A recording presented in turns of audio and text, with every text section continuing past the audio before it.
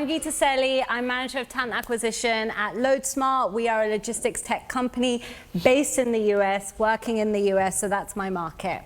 And I've been there for about 4.5 years. Excellent. Josh? Hey everyone, so my name is Josh Willows. I work for IBM. My job title is Global Job Distribution and Performance Specialist, which is pretty niche. So I'll explain what that means. I'm responsible for our job advertising strategy globally, which is what our job ads look like, how they perform, and how they attract candidates, which is what we're talking to today. Craig. Cool. Good afternoon, everybody. So Craig Morgans. I head up the talent acquisition team for Direct Line Group, which are a UK-based insurance company. So looking after specialist and volume recruitment, so about 3,500 hires every year, and also the onboarding team as well. So quite timely, just taken that on board. So looking at a candidate experience really from cradle to grave. Excellent. So very different organisations that we've got up on the stage today. So I'm going to start with one of the questions that came up probably the most through some of your registration, which is actually around, obviously candidate experience is important to everyone. It's one of our most interested sort of topics that you all state. But how do you measure candidate experience? Do you guys have a formula that you use? Do you do surveys? How do you currently measure the candidate experience? So I can go over this. We've only really started doing this over the last 6 months, and what we did was research around our actual process, right? So from when a candidate comes in, the job description, was the job description clear? The interviews, both with the recruiter and the interview team, all the way through to how we sent out the offer and things like that. So we've been measuring with 5 questions across the process through a survey, and it's actually we've done really well. I believe right now we're at 42% of candidates actually sending us feedback, and that comes from the recruiters telling their candidates, hey, can you please send back feedback? We want to do better. And we've done a big push on that, so it's really worked. Is that successful candidates or unsuccessful candidates as well? Both, yeah, okay. Across the board. Interesting. Josh or Craig, how do you measure candidate experience? Yeah, so I think when sometimes there's a good and a bad thing about working for a business as large as IBM, like we do a lot of the same things, I would say, and so we look at things like NPS scores, what our candidates are thinking about the process. When I say successful and unsuccessful, yes, but they normally have to make it a certain way before we're actually speaking to them.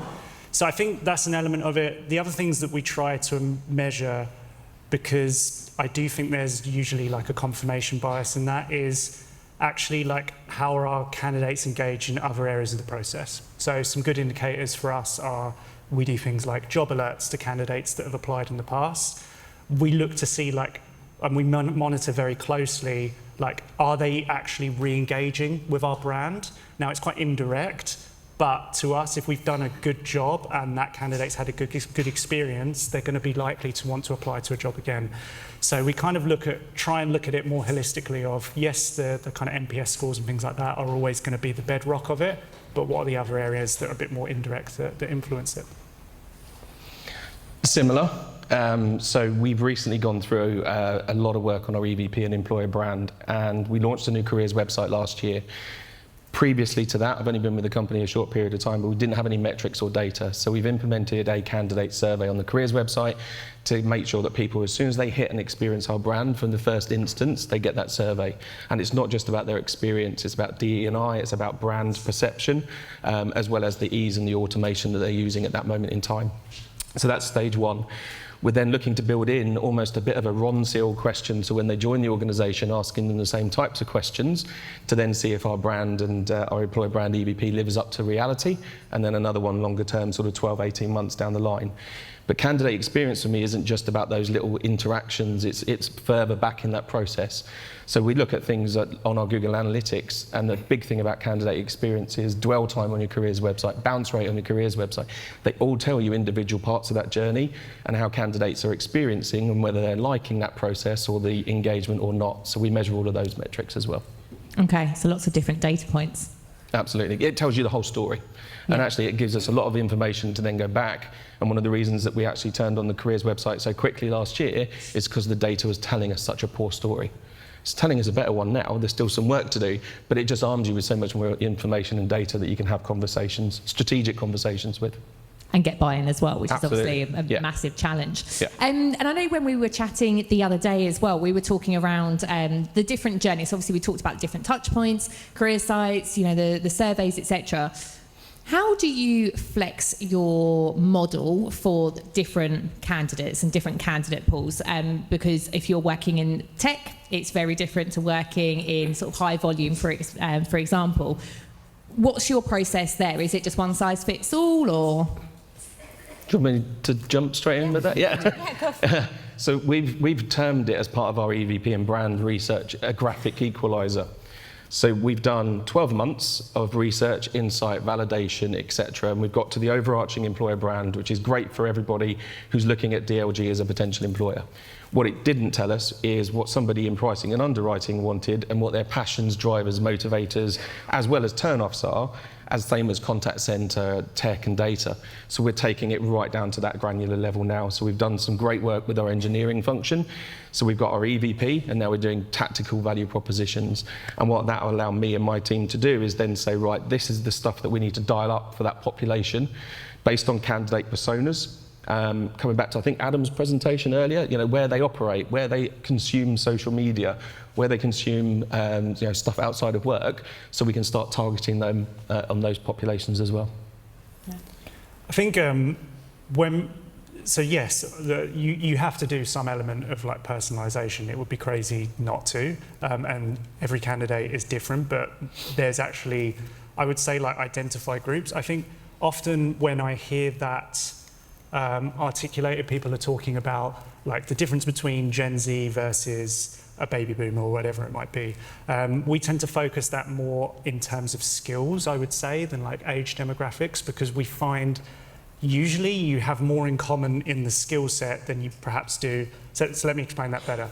You might have an 18-year-old developer and a 50-year-old developer that have more in common than just a standard two 18-year-olds might, who work in completely different business units. So we try and really focus on our skill set as being the primary driver. I think as well, something that sometimes gets overlooked is like, there's a lot of things that are equal and there's a lot of things that stay the same. So I don't know any demographic or any audience that doesn't want to know a salary. So sometimes just focusing on like, what are the core elements that you can get consistent, because for a lot of teams that are under-resourced, having 100 different approaches for 100 different recs isn't achievable. So you've got to focus on like, what are the things that are going to give you the biggest, like, to use American expression, I speak to a lot of Americans all the time, but gets you the most bang for your buck. Like, you've got to look at... That's very American, isn't it? Bang Honestly, for your buck, there you go. I've started like changing, like, in words like prioritized, I've started using a Z instead of an S, so you can all like chastise me for that later. But I'm slowly becoming American as time goes on. Don't do it. No, but that's a really good point there as well, isn't it? It's you do want the most bang for your buck, and obviously, you know, especially when you're looking at job postings and you're talking about your employer brand and you're doing all this work on it, you want to get people in it, want to be representative of what you do. So, you know, making those job posts who you are and using that sort of different tone and sort of brand as well is really key.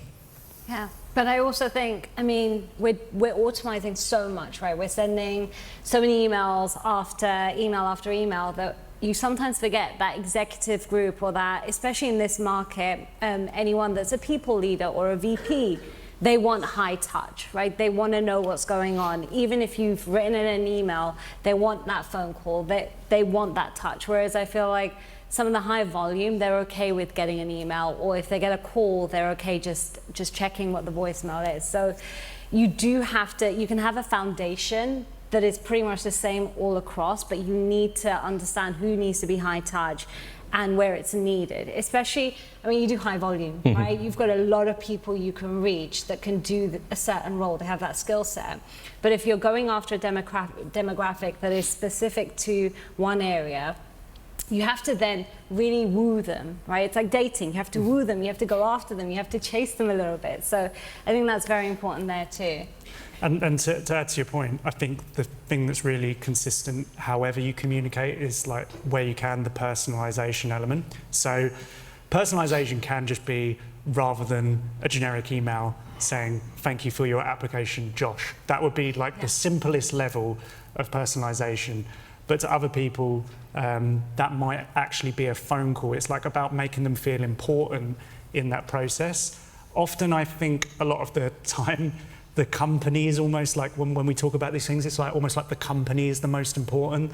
Like, we want our candidates to jump through hoops so they can prove that they want to work for us, whereas really what the candidate wants is to feel important and at the time that they've invested, which, let's be honest, for most candidates is a long time, applying for jobs. Like, not many people or many businesses have got that streamlined effectively. They want to kind of feel acknowledged that they have taken that time to do it as well. Personalisation, sorry, jumping on the back of that as well, is a huge thing for us this year. So, and that's not just using somebody's name in an email. This is around their experience as they consume the information about us as an organisation or as us as a sector. So I use a classical careers website. If I'm going on there, I want to consume information which is relevant to my job, which is HR. So if I go on to a Red Bull careers website tomorrow, 90%, 95% of all of that content's irrelevant. But I've got to go searching for it. And what we're going to try and do this year is really bring that to the forefront. So almost going back to a consumer marketing approach, which is take away the reasons that people wouldn't want to engage with us or buy our product, which is essentially our career. Inform and educate them about financial services, because it's not the most sexy of sectors in the world, and I didn't look at it and go, I want to work in financial services. But what is different, and why would somebody want to work in that sector, and then take away the perceptions of us as a brand as well? So all of those, for me, is an engagement. It's not starting when they first consume your employer brand, because if we looked at that, we have 80,000 people who touch our careers website. Well, actually, our market and the careers market in the UK is millions of people. How do we reach out to those people? Yeah, excellent. And just some more sort of practical sort of elements here. So you've obviously all gone through some sort of changes and sort of implementing some strategies. Are there any quick wins that you would recommend to the audience that might help? I mean, there's basic principles that shouldn't be groundbreaking, but aren't done enough. Like a response to an application, like it's still staggering. Like how and even I would say a response and like signposting, e.g., thank you for your application. We will get back to you in X number of hours, or this is step one of, we were talking about this earlier, step one of a 6-step process. Like whatever signposting you can do. I think the more transparent you can be on your process up front, it actually helps you as well, because maybe you eliminate the people that don't want to do 6 steps, but you'd rather do that before you waste 4 steps getting into it and then them deciding not to do it. So just like doing some of the simple communication bits, that's kind of, I say it's free, like obviously technology, depending on how many applications, makes that much, much more scalable, but the principle behind it is free. Yeah. Focus, not spray. Coming back to research, insight and data. And again, one of the previous presentations I completely agree with, which is understand where your candidates operate, understand who they are and why you want to go after them. And as soon as you understand that, you become more targeted and you can focus all of your activity rather than just going, right, we're going to get job adverts out everywhere. Yeah. And I think feedback, that means you have to get feedback from your hiring managers as well, and be able to give a certain amount of feedback to the candidate, which also means you have to keep the candidate close if you want to be able to understand what kind of feedback you can give them. Yeah, absolutely. One of the questions that we've had come through, and I will sort of dip in and out of the Q&A and also Slido as well, is I think it was to your comment there, Gita, about wooing candidates. And Raji said, how do I woo candidates without looking desperate, or is it okay to be desperate? Well, I've been desperate a couple of times. I'm not going to lie, I've sent a few. We've all been desperate a few times, haven't we? But I think, again, building trust, when you're sourcing, I came from a sales background, so my sourcing tactics were, all right, I need to get in front of this candidate. How do I do it? 5 touch points. I'm going to send them a text. I'm going to get their email. I'm going to send them a LinkedIn message. But every time I'm going to state, I think you're a wonderful candidate. I just want to speak to you. And actually, that's worked for me quite a few times, especially with some of those leaders that I've been wooing. At least I get them on the phone. Now, if I keep them, that's another thing that sometimes ghosting is just a thing right now. So just being human. Yeah. And nice. Just be polite. Ask how their day is, right? How would you like to be treated? Treat them in the same way.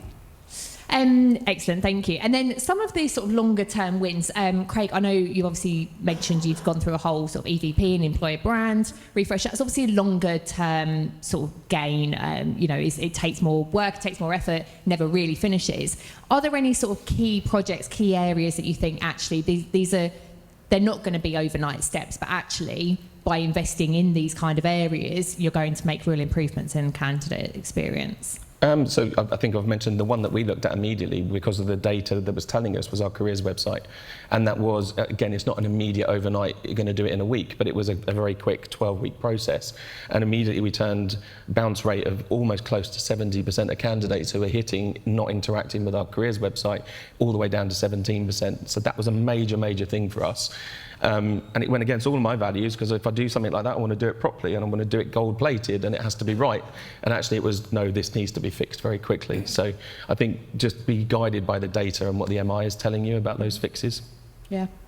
Any other sort of longer-term plans and wins to implement? Yeah, I mean, we just recently redid our careers website as well under a similar kind of vein. We wanted to make sure that the information was more accessible. I think, yeah, maybe because I look at it always from talent marketing. So I'm always, like, when we're talking about candidate experience, what keeps me awake at night is like all the candidates that don't make it to application stage, you don't have any data on them.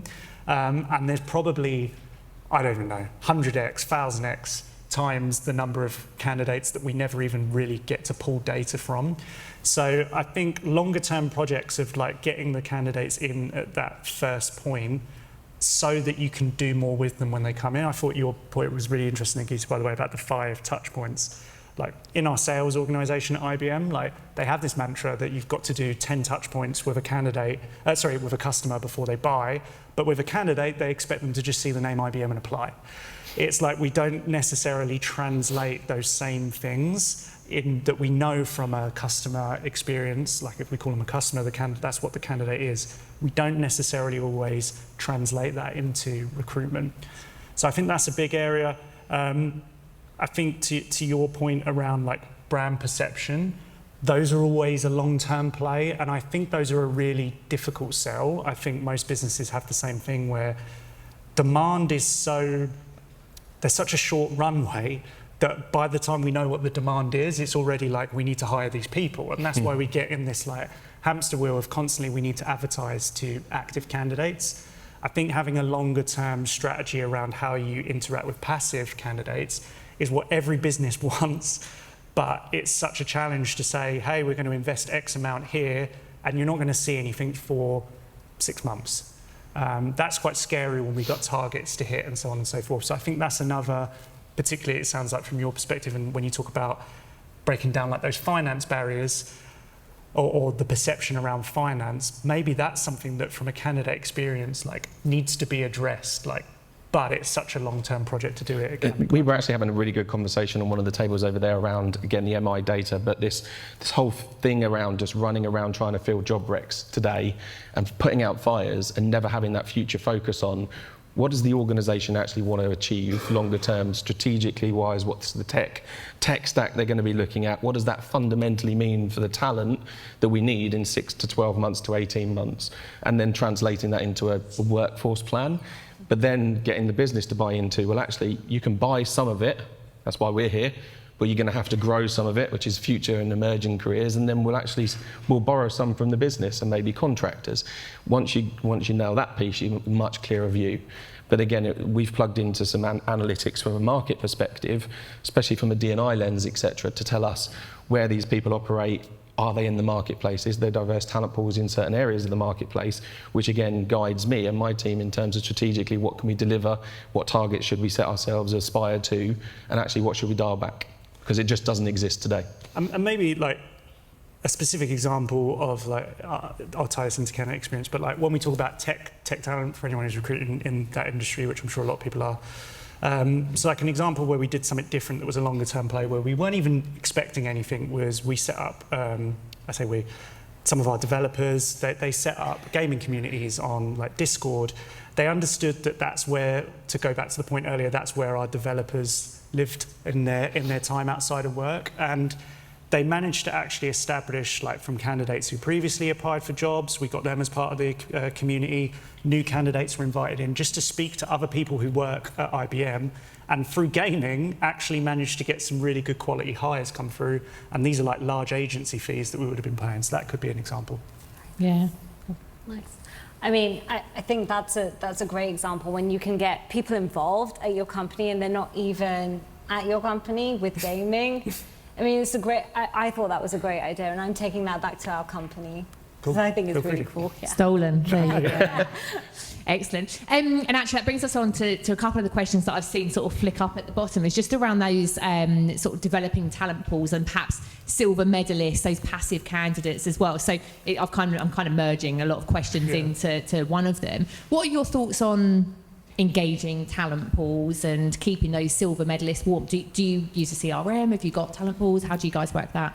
So 2 years ago, we have Lever. So 2 years ago, and I was talking about this on the table, but 2 years ago, we actually started hashtagging all our good candidates. So if we spoke to a good candidate, we hashtag where they sit within the organization, and we wrote notes. Okay, not ready for this, is looking for this. And so every hashtag now is on a sheet. So from back, I mean, I think in the UK, you guys have GDP, which doesn't allow you to do it, but we don't in the US. Yeah. So I've actually been able to go back a year and a half, and pull candidates who are actually at that senior level that I need today just through hashtags. And our whole team has been doing that, and we've made a habit of it. So we're actually pipelining future candidates just through that. And do you communicate with them in that time in between, or? Yes, so we actually have, so there's an automated email that goes out every 3 months with just any marketing information that's coming through marketing. So that's actually something that's been input through Lever, which is awesome. So they're just getting a, hey, last week we did 200 autonomous touch points. So just anything about the business. Yeah. Yeah, for us, I think like we get 4.2 million applications a year. So for us, like, lucky you. Yeah, we don't. I mean, but so we'd be idiots if we didn't. Right? But I mean, it's funny because like there's always like a challenging perception. Like when I came in, one of the things that was said to me was, we want to get to a point where we have one application, like, or as few applications per job as possible, because we basically just want quality. And I'm like, okay, it's not really like how marketing works in any other area. Like that's quite, I'm not going out and like spearfishing for like just these candidates. So, but actually like the mentality, like, so I would say we do it in like 3 ways well. So we have a massive sourcing team, and that I would say is like proactive. So that's them going out, personalized messages, looking at candidates that have applied in the past, building mailing lists, and doing that on a more spearfishing type approach. Like they're focusing on more of our kind of senior hires. We do newsletters, and we really closely track those. Those perform really well for us. So the newsletters are in different audience segments. We try and pick out relevant things that are happening at IBM, but it might actually just be cool things that are happening in the industry. So we try and do those things, keep them engaged. There's always a call to action to come back and look at our jobs on that. And then another less subtle one, which is just job alerts. So we segment all of our audience base out based on the jobs that they've applied for, and they can also declare like their areas of interest for working in.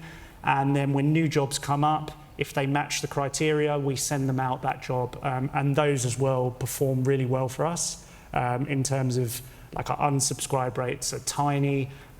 We get quite a lot of applications off it, and unsurprisingly, I would say those are performing now better than ever. Well, I say better than ever, I've only been in business 18 months, right? So if you look at the market now, unfortunately in tech, there's just a lot more people who are looking to apply for jobs. So more so this year than last year, I think that job alerts is a really, really big thing for us, is getting those candidates who we didn't get last year maybe back into the business or into the business this year. What if they're not a good candidate? Because I'm sure we've all had people that sort of apply for a job, you kick them out, but they stay on the database and they still get those job alerts. Yeah. Do they still get them, or were they? Well, I guess it depends on why they're a bad candidate, right? Like, just because they're not a good fit for the role they apply for doesn't mean that they might not fit another job. Like, they could have... One of the other things that we have to try and do regularly is get updated information, because a candidate might not have been... Let's just use a really basic example. We might have rejected a candidate because they didn't have a certain type of coding experience. Well, maybe over the last 6-7 months, that candidate really wanted a job and they went out and they got the accreditations that they need. Well, now they are something to consider. So, yeah, I guess it's why. I mean, we do have the ability to take people off the list. So I don't know if someone was particularly offensive or something, but never really encountered that as an issue, I would say. Maybe bad candidate was the wrong terminology on that one, but there you go. Yeah. That whole personalisation piece is exactly what we're going to try and achieve this year, which is, it's not just serving, look, here's the latest job, but here's the latest piece of information of the strategic direction of our CIO. And it's actually our CIO lead who is articulating that, and is on video content, or is it via text, or whatever it is, just keeping them up to date with relevant information. I always go back to this analogy that I use a lot, which is around holidays. So you see a lovely holiday and it's the Bahamas, and I say it looks great, but it's going to cost a lot of money and I can't see my kids enjoying it there. Over the course of the next 3-4 weeks, I get that lovely email saying here's 25% discount, and I get some lovely photos with kids playing in the sand, and subliminally it's taking away all those reasons not to apply. And that's what we're going to try and do from this engagement strategy from a candidate perspective.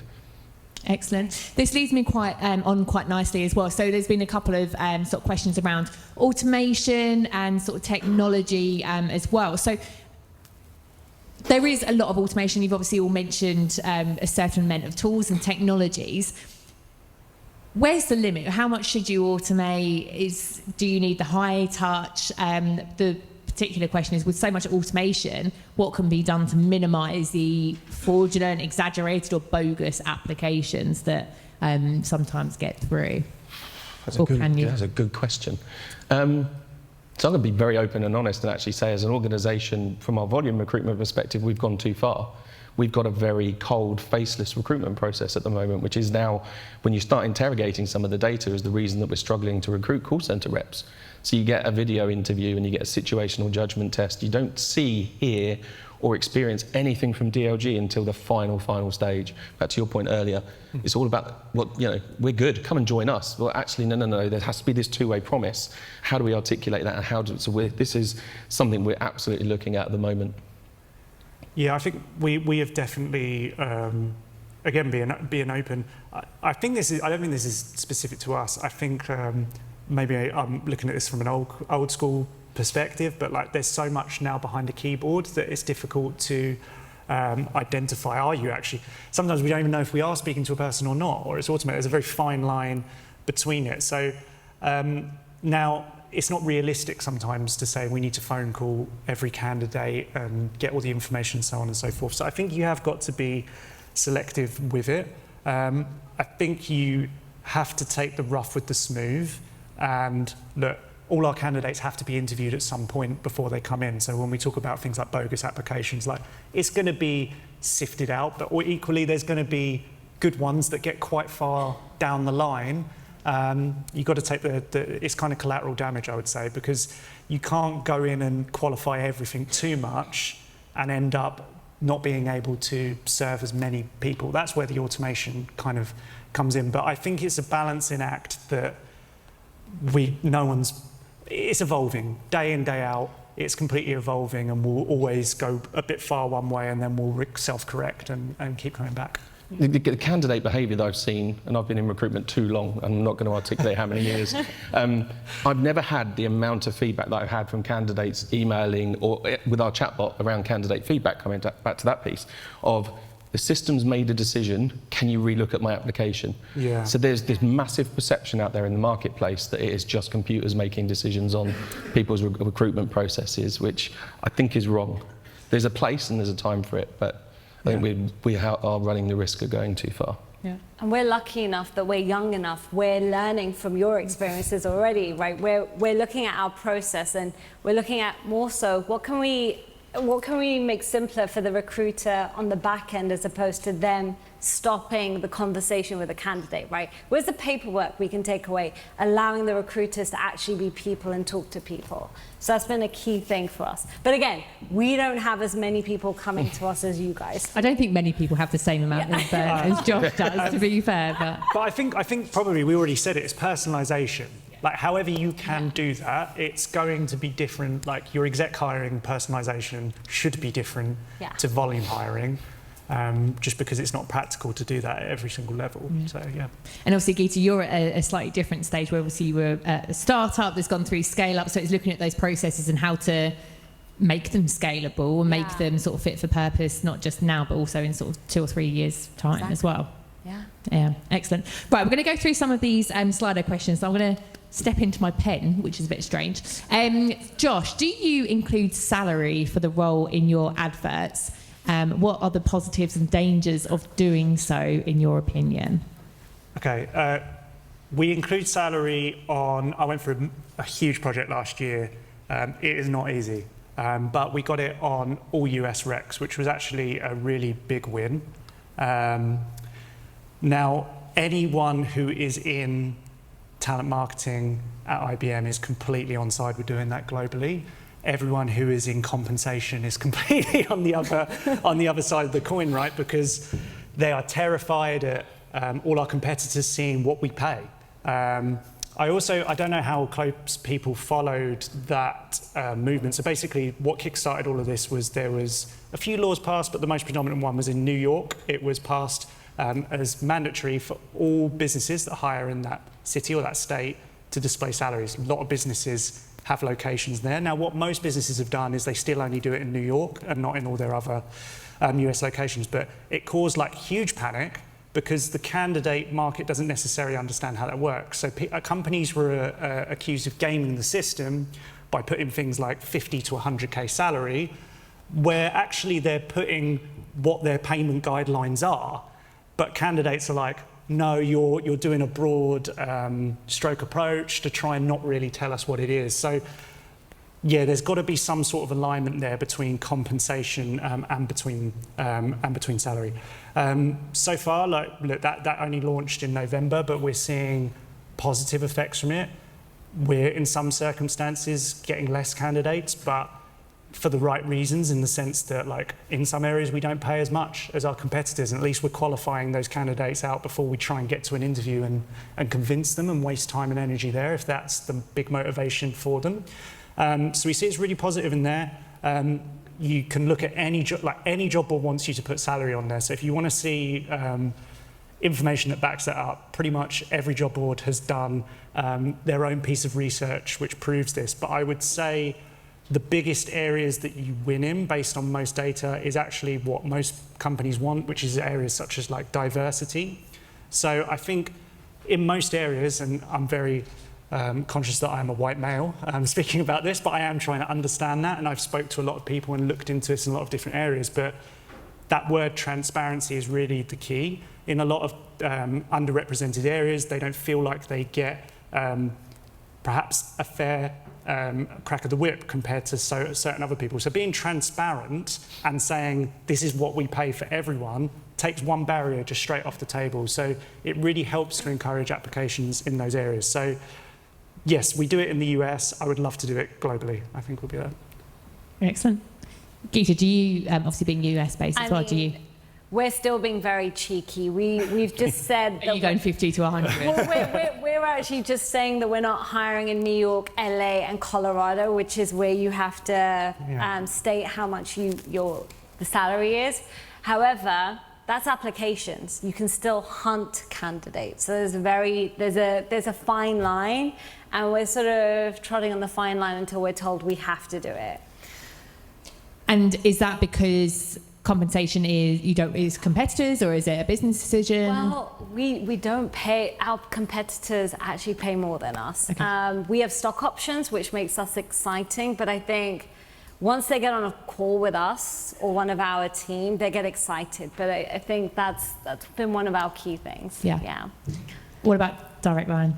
So it's a yes and a no, so it's sort of sitting on the fence. So where we've got very structured banding in so automotive roles, repair centres, where you come into a specific role, especially like contact centres, then yes, absolutely, full transparency.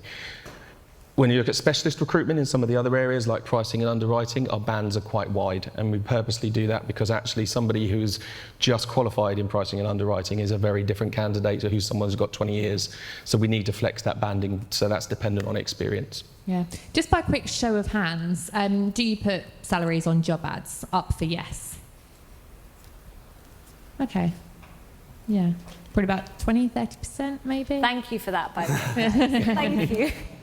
I mean, that is encouraging because I don't think you would have seen that 12 months, 18 months ago. I think we did this at a tech hiring conference perhaps last year, and there wasn't many people that put their hand up. So I don't know if that was the industry, but... Look, with the theme of today, if candidate experience is your goal, like, yes. Like, there's no, like I said, there's no candidate that's going, I don't want to know the salary for this job that I'm applying for. Like, it just doesn't exist. So with that in mind, it should be a yes from everyone. Yeah.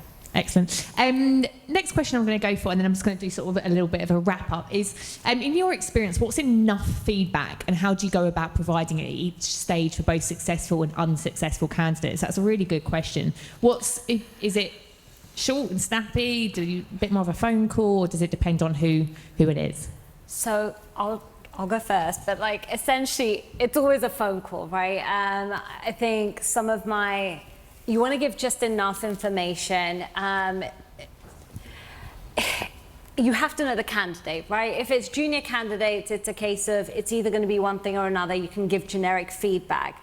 But when it's an executive level, you need to be able to be very, whether you're going to talk about other candidates in the experience, in the process, and go into a bit of detail, but not too much. You have to be very careful. So I would say be generic where you can, but if you built a rapport with someone and you're able to have that trust factor, which one of the things I do with my calls is I'm very transparent. Are you okay with that? I'll give you feedback if you're willing to take it openly. And if I get a yes and I see that they're okay with that, I will give them extra feedback because I would want that. So that's more of the personal approach. Yeah, but with high volume, a lot of junior candidates, it's normally very generic. Otherwise, you do get people that can be feisty. Salespeople will know, I'm really good at this. You don't understand, I hit my numbers. So you have to be, again, generic. Yeah. What about for high volume? So it's proportionate to the time that the candidate has put into that process. So when you're looking at millions or tens of thousands of applications, if somebody's applied with a CV, then it has to be generic because you're not going to have the time unless you've got a resource function of like 400 people.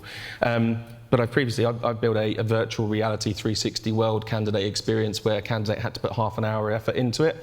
We purposely made sure through working with an occupational psychologist, the candidate got some really valuable feedback out of that, positive or negative. So they could take it into their face-to-face interview, really good candidate experience, something that they could then work on and actually take it externally if they wanted to.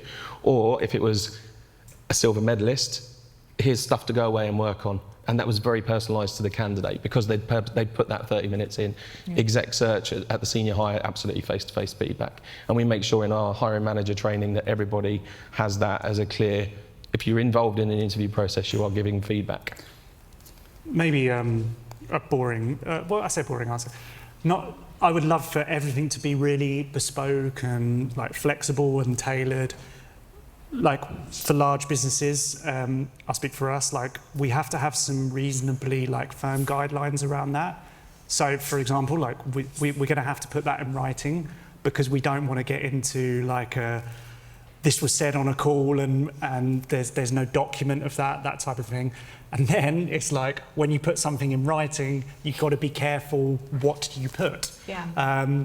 Because everyone knows enough nowadays to know like, if you're rejected in a way that could be classed as discriminatory, or you just disagree with, or you think means that you've been treated unfairly, that equals bad press. Sometimes that's justified.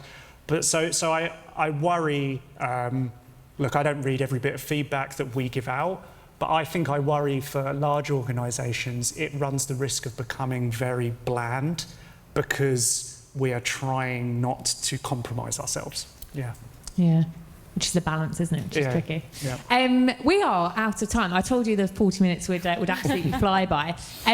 Just before we do go, I think it would be really great just to get your sort of, and sorry, I haven't actually prepped you for this, I just thought of it now. Your top tip, what would be your one key takeaway from today's panel to the rest of the audience here? Authenticity. Don't promise the world when the reality doesn't live up to it. No. Because you're just going to hamstring yourself at the beginning of that process that you'll end up with millions of candidates that probably aren't relevant. So the authenticity, just paint your organisation in the reality of the good, the bad and the ugly. Yeah, excellent. Okay, I'll take it. So again, like with IBM, we do a lot of work on agility. Like that's one of the key principles. And I think one of the things that we've taken in with all of this, so we call it design thinking. I mean, you'd be able to see stuff on this on the internet, but it's always like actually looking from the outside in, as in like what is the candidate experiencing about your processes, rather than that mentality that I mentioned before of like, we already get enough applications, so it doesn't matter if we make the process harder. Like you're starting the process from the wrong side of the table. So looking at everything from a candidate's perspective and what makes their life easier.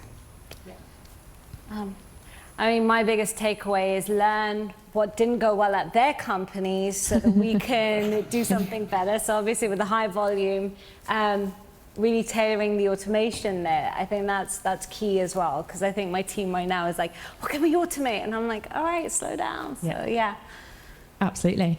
Well, thank you very much, and hopefully everyone sort of learnt from all of you. We have had a few questions that have come through. Are you guys sticking around for the rest of the day? Absolutely. Yeah. So please do ask questions directly if there's anything a bit more specific that you want to get into. But really appreciate it. Thank you so much for being part of the panel discussion. Thank you.